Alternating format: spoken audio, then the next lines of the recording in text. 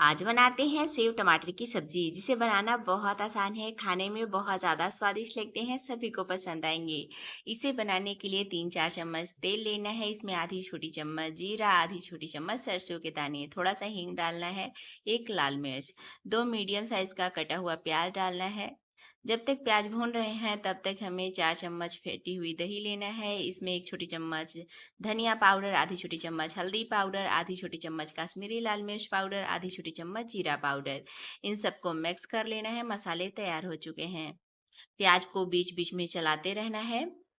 प्याज अभी अच्छे से भून चुके हैं। इसमें 1 चम्मच जितना दरदरा पिसा हुआ लहसुन अदरक हरी मिर्च डालना है। इसे हमें आधा मिनट के लिए भून लेना है। अभी इसमें हमें मसाले डाल लेना है जो दही में मिक्स करके रखे थे। इसे भी हमें मिक्स कर लेना है। मसाले को हमें तब तक भूनना है जब तक मसाले से तेल सेपरेट ना हो जाए।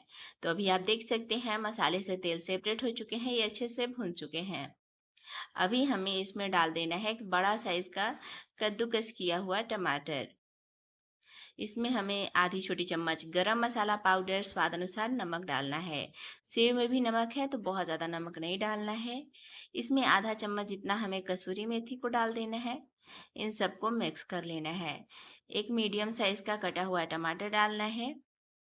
इसे हमें मसाले के साथ भून लेना है। गैस का फ्लेम लो टू मीडियम रखना है।